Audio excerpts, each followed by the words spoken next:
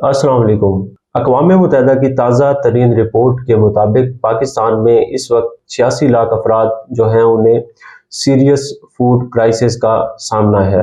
इससे कबल हमने देखा कि आटे के असूल के लिए कई पाकिस्तानी अपनी जो ज़िंदगी है उससे हाथ धो बैठे, जबकि इस दौरान जो हमारे वज़ीर आज़म साहब हैं शहबाज शरीफ साहब, वो 6 मई को बरतानवी बादशाह चार्ल्स सोम की जो ताजपोशी का जश्न है, जो तकरीब थी, उसमें शिरकत के लिए वहाँ पे गए हुए हैं। पाकिस्तान जो है इस टाइम, जो अभी आपको हालात बताए हैं, अक़वाम मुत्तहिदा की रिपोर्ट का हवाला दिया है, और इसके अलावा संगीन अदालती बहरान में घिरा हुआ है, आइनी बहरान में घिरा हुआ है, सियासी बहरान में घिरा हुआ है। इस सारे मंजरनामे के दौरान जो हमारे वज़ीर आज़म साहब हैं, उन्होंने तरजीह जो है इस चीज़ को दी है कि वो बरतानिया जाएं और वहाँ जो बादशाह चार्ल्स हैं उनकी जो ताजपोशी की तकरीब है उसके अंदर शिरकत करें।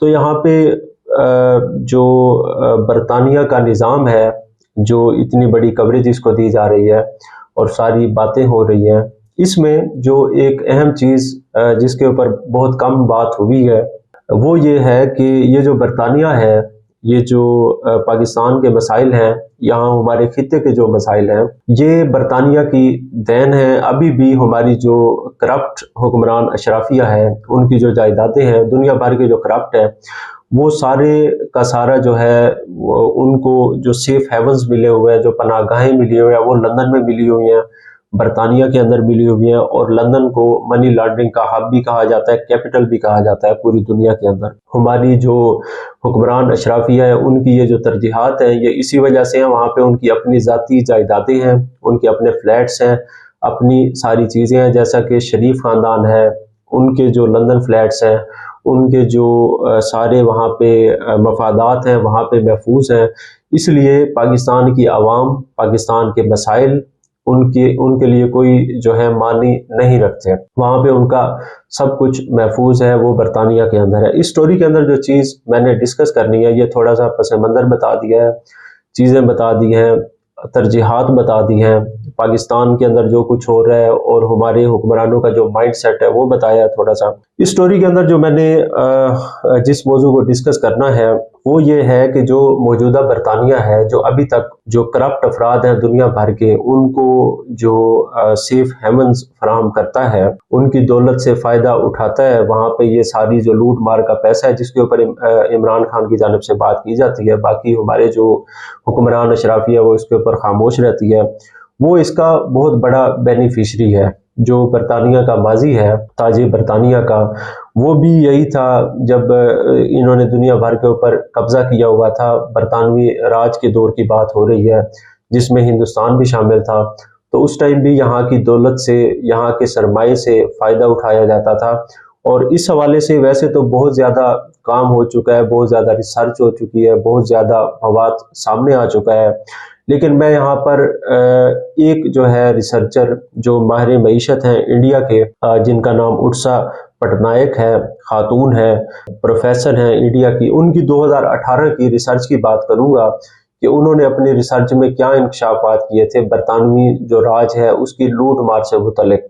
वैसे तो इस सिलसिले में जो बरतानवी जो इंडिया के कांग्रेस के से ताल्लुक़ रखने वाले साबिक़ वज़ीर हैं, पार्लियामेंटेरियन हैं, शशि थरूर साहब, उन्होंने इसके ऊपर एक बड़ी अच्छी बुक लिखी है, इनग्लोरियस एम्पायर। ये मैं आपको दिखा देता हूँ, इसके ऊपर फिर कभी बात करेंगे। इसमें उन्होंने काफ़ी तफसील से बताया है कि भारत को कैसे लूटा गया, हिंदुस्तान को कैसे लूटा गया, और इसके अंदर उन्होंने जो केस लड़ा है वो पूरे हिंदुस्तान का है, उस टाइम के हिंदुस्तान का, जिसमें मुत्तहिदा हिंदुस्तान था, ये मौजूदा पाकिस्तान और बांग्लादेश, ये सारा इलाका शामिल था, उसका इन्होंने केस लड़ा है और इन्होंने बताया है। और इस एम्पायर को इनग्लोरियस एम्पायर कहा था, बरतानवी जो एम्पायर थी उस टाइम की। और इसके नीचे उन्होंने सारा, इसमें पूरा केस उन्होंने बयान किया हुआ है शशि थरूर साहब ने। लेकिन ये जो मौजूदा स्टोरी है इसके अंदर मैं बात करूँगा, जो मैंने पहले आपको बताया है, इकोनॉमिस्ट इंडियन और प्रोफेसर उत्सा पटनायक साहिबा, उनकी रिसर्च का 2018 की उनकी ये रिसर्च थी। उसके अंदर उन्होंने बताया था कि बरतानवी जो राज था, जब उन्होंने भारत के ऊपर, मुत्तहिदा हिंदुस्तान के ऊपर कब्जा किया था, इस दौरान उन्होंने भारत से कितनी दौलत चुराई थी, कितने फ़वाइद हासिल किए थे। उनकी ये जो रिसर्च है ये बहुत मशहूर रिसर्च है। पूरी दुनिया में जो बड़े बड़े अखबारात हैं इसके ऊपर आर्टिकल लिखे जा चुके हैं, इसका हवाला दिया जाता है। भारतीय जो पार्लियामेंटेरियंस हैं, वुज़रा हैं, अहम लोग हैं, वो भी इसका हवाला देते हैं। दीगर जो दुनिया के लोग हैं वो भी उनकी इस रिसर्च का ये जो तखमीना उन्होंने लगाया है अपनी रिसर्च में, इसका हवाला देते हैं। तो उन्होंने जो बताया है वो मुख्तसरन मैं आपको बता देता हूँ कि बरतानिया ने कितनी लूट मार की थी भारत से, और भारत के जो आज के मसाइल हैं, जो आज की गुर्बत है, जो आज का हुक्मरान तबका है, उनके जो लूट मार का स्टाइल है, जो चीज़ें हैं, जो सारा चल रहा है, ये सारा उसी बरतानवी राज की देन है। उन्होंने अपनी किताब में लिखा है, अपनी रिसर्च में उन्होंने बताया है, उत्सा पटनायक साहिबा ने, कि 1765 से 1938 तक, ये 1765 से शुरू में भारत के ऊपर जो कब्जा किया था वो ईस्ट इंडिया कंपनी ने किया था। बाद में 1857 की जंग आज़ादी के बाद बरतानवी हुकूमत ने, राज ने डायरेक्ट कब्जे में ले लिया था हिंदुस्तान को, मुत्तहदा हिंदुस्तान को। तो उन्होंने बताया कि 1765 से 1938 के अरसे में ये बनते हैं 173 साल बनते हैं ये। इस अरसे के अंदर 173 बरस के अरसे में बरतानवी राज ने भारत से कुल 45 ट्रिलियन डॉलर्स चोरी किए। Trillions dollar, 45 trillion dollar. ये 45 ट्रिलियन डॉलर्स जो है, एक आप देख लें कि 1 ट्रिलियन जो है उसके अंदर 1 ट्रिलियन डॉलर के अंदर 1000 अरब डॉलर बनता है। तो इतनी जो थी दौलत, वसाइल, ये आजकल का तखमीना उन्होंने लगाया था। आजकल से मुराद है 2018 का। अभी अगर उस तखमीने को आजकल के निर्ख के ऊपर या रेट पर लेके आएंगे तो उसकी जो मालियत है, तखमीना है, वो इससे भी ज़्यादा बढ़ जाएगा। आगे उन्होंने बताया है कि ये जो 45 ट्रिलियन डॉलर्स की बरतानवी राज ने चोरी की थी, ये किस तरीके से उन्होंने की थी वो उन्होंने बताया है। उन्होंने ये जवाब दिया है, उनकी रिसर्च में बताया गया कि ये जो सारी चोरी बरतानवी राज ने की थी, ये उन्होंने तिजारती निज़ाम से की थी। तिजारती निज़ाम को, भारत के तिजारती निज़ाम को कब्जे में लेकर की थी। उन्होंने ये बताया है, जो मुख्तलिफ आर्टिकल्स के अंदर जो पब्लिश हुआ है वहाँ से मैं पढ़ के सुना रहा हूँ, उसका मैंने लिखा हुआ है, पॉइंट्स बनाए हुए हैं, वो मैं आपको पढ़ के सुना देता हूँ। उत्सा पटनायक साहिबा ने यह लिखा है कि ईस्ट इंडिया कंपनी के भारत में कब्जे से कबल बरतानिया जब भारत से मसनूआत लेता था, चीज़ें लेता था, टेक्सटाइल मसनूआत, दीगर मसनूआत, चावल, इनकी खरीदारी के लिए बरतानिया जो था अदायगी करता था हिंदुस्तान को अदायगी करके चीज़ें लेता था। बाद में ये हुआ कि ईस्ट इंडिया कंपनी आई और उसने हिंदुस्तान के ऊपर कब्जा किया। उसके बाद क्या हुआ, जब ईस्ट इंडिया कंपनी का कब्जा हो गया हिंदुस्तान के ऊपर, तो उन्होंने हिंदुस्तान की जो तिजारत थी, कंपनी ने उसके ऊपर अजारादारी, मोनोपोली कायम कर दी। और कंपनी जो थी उसने जो बाशिंदे थे यहाँ के मकामी, जिसके अंदर ये हमारा मौजूदा पाकिस्तान का इलाका भी शामिल है, इनसे टैक्स जमा करना शुरू कर दिया। और जो भारी टैक्सेस लेते थे, बहुत ज़्यादा बड़ी शरह से ये टैक्सेस लेते थे, उन अशिया से अब उन्होंने हिंदुस्तानी जो प्रोडक्ट्स थी, अशिया थी, उनकी खरीदारी शुरू कर दी। पहले तो वो जो खरीदारी करते थे कंपनी के कब्जे से कबल, तो उसके लिए बरतानवी जो था ज़र मुबादला पैसा वो इंडिया को मिलता था, मकामी लोगों को मिलता था। अब ये जुल्म होता था कि यहाँ के, यहीं से वो टैक्स लेते थे, यहीं के अफराद से, और उसी टैक्स के थोड़े से पैसे से यहाँ की प्रोडक्ट्स वो खरीद लेते थे। यानी कि वो जो चीज़ें यहाँ से जो हमसे लेते थे वो हमारे पैसे से ही लेते थे, उन्हें ये चीज़ें मुफ्त पड़ती थी, जो भी प्रोडक्ट्स लेते थे, खिदमात लेते थे, और इन चीज़ों को वो बरतानिया में भेज देते थे वापस। यहाँ के लोगों को पहले जो पैसा मिलता था बरतानिया से आता था, उनका पैसा लगता था। अब पैसा भी यहाँ का, यहाँ से टैक्स इकट्ठा करके, और प्रोडक्ट्स भी यहाँ की बरतानिया की जानिब से ली जाती थी, कंपनी की जानिब से, और फिर बरतानवी राज की जानिब से।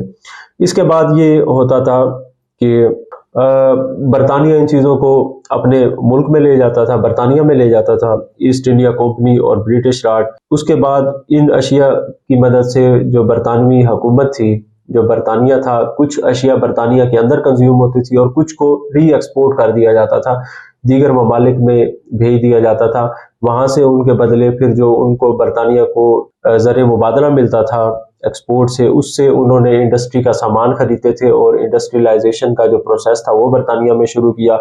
تو ارسا پٹنائک صاحبہ کا یہ کہنا ہے کہ برطانیہ کا جو اس ٹائم کا صنعتی انقلاب تھا، اس کو جو فائنانس کیا تھا، اس کے لیے جو سرمایہ آیا تھا، وہ ہندوستانیوں کی دولت تھی، کیونکہ وہ سارا پیسہ، ساری پروڈکٹس یہاں سے لے کے جاتے تھے، پھر ان پروڈکٹس کو جو یہاں سے وہ مفت لے کے جاتے تھے اس کو وہ آگے ایکسپورٹ کر دیتے تھے یورپی دیگر ممالک میں۔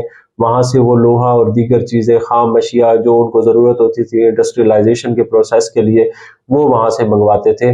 تو ان کا اپنا کچھ بھی نہیں لگتا تھا، یہ سارا پیسہ، سرمایہ، پروڈکٹس ہندوستانی لوگوں کی تھی۔ ہندوستان جو تھا وہ یہاں پہ سب کچھ جو تھا اس کی قیمت ادا کر رہا تھا۔ تو ارسا پٹنائک صاحبہ کا یہ کیس ہے کہ جو برطانوی ترقی ہے آج کل کی، وہ جو سارا ہے اس کے پیچھے جو دولت ہے، اس کے پیچھے جو ہاتھ ہے، وہ ہندوستانیوں کا ہے، یہاں کی مقامی دولت کا ہاتھ ہے اس ترقی کے اندر۔ اس کے علاوہ ان کا یہ بھی کہنا ہے کہ یہ جو دولت تھی 45 ٹریلین ڈالرز جس کا تخمینہ ہے اس لوٹ مار کا جو برطانیہ نے کی یہاں سے، اس خطے سے، اور ان کی تاج پوشی کے لیے، جشن کے لیے ہم بڑے فخر سے جاتے ہیں وہاں پہ، جن کو لوٹا گیا تھا اور جنہیں ابھی بھی لوٹا جا رہا ہے، یہاں کی عوام کو تو ابھی بھی لوٹا جا رہا ہے۔ یہاں کی جو دولت ہے وہ لوٹ کے ابھی بھی لندن میں جا رہی ہے پوری دنیا کی۔ آپ ابھی سرچ میں جا کے چیک کریں، کیپٹل جو ہے ورلڈ کا منی لانڈرنگ کا وہ کون سا ملک ہے، تو آپ کے سامنے لندن آئے گا۔ تو ابھی بھی یہ والا پروسیس جاری ہے۔ پہلے جو گورا تھا، جو برطانوی برٹش لوگ تھے، وہ ڈائریکٹلی یہ لوٹ مار کرتے تھے۔ اب ان کے یہ جو ایجنٹ ہیں، جو ان کی باقیات ہیں، وہ یہاں سے لوٹ مار کر کے یہ سرمایہ وہاں پہ بھیج رہے ہیں۔ تو آگے انہوں نے کہا ہے کہ یہ یہاں کی جو دولت کی لوٹ مار تھی، ان کی یہ ریسرچ ہے کہ اس لوٹ مار کے پیسے سے برطانوی جو اس ٹائم کا راج تھا، وہ اپنے سامراجی منصوبوں کو دیگر ممالک میں، دنیا کے دیگر خطوں کے اندر بڑھاتا تھا۔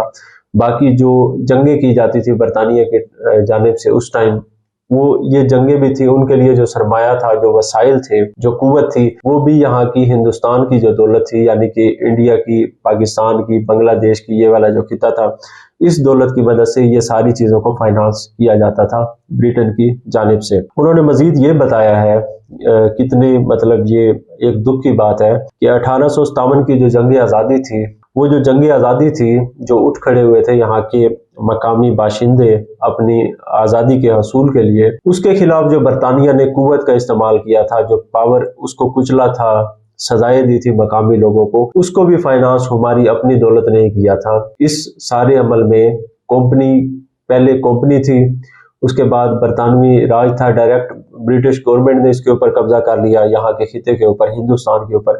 تو اس ساری کمپنی کے اندر بھی وہاں کے جو ایم پیز تھے، ان کے شیئر ہولڈر تھے اس کمپنی میں، ایسٹ انڈیا کمپنی میں۔ اس سارے جو عمل تھے اس کو اس ٹائم بھی فائنانس کرنے والے یہی لوگ تھے جو آج کل ہمارے اوپر حکمرانی کر رہے، بیشتر یہی لوگ تھے۔ ان کے جو بڑے تھے، وڈیرے تھے، ان کے جو آباء و اجداد تھے، وہی لوگ سہولت کار تھے اس کمپنی کے۔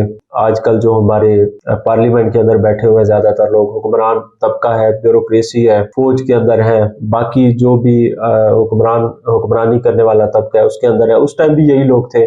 اب بھی انہی لوگوں کا تسلسل چل رہا ہے۔ یہ نظام کچھ اس طرح سے ڈیولپ ہو کر گیا تھا، اس ٹائم سے 200 سال کی حکمرانی تھی، اور ابھی یہی ستم ظریفی ہے جس سے میں نے آغاز کیا تھا اس ساری چیز کا، اس سارے ٹاپک کا۔ ایک چھوٹی سی ریسرچ آپ کے ساتھ شیئر کی ہے ارسا پٹنائک صاحبہ کی، وہ یہ ہے کہ اب یہاں پہ 86 لاکھ لوگ ہیں اقوام متحدہ کی رپورٹ کے مطابق جنہیں سیریس فوڈ کرائسس کا سامنا ہے۔ کئی لوگ اس سے قبل جو آٹے کے حصول کے لیے اپنی زندگی گنوا بیٹھے ہیں۔ اس دوران ہمارے جو وزیر اعظم صاحب ہیں، جو برطانوی بادشاہ ہیں چارلس سوم، ان کی تاج پوشی کی جو جشن ہے اس کے اندر شرکت کرنے کے لیے برطانیہ میں انجوائے کر رہے ہیں، ہنستے کھیلتے ان کی تصاویر آ رہی ہیں ہمارے سامنے۔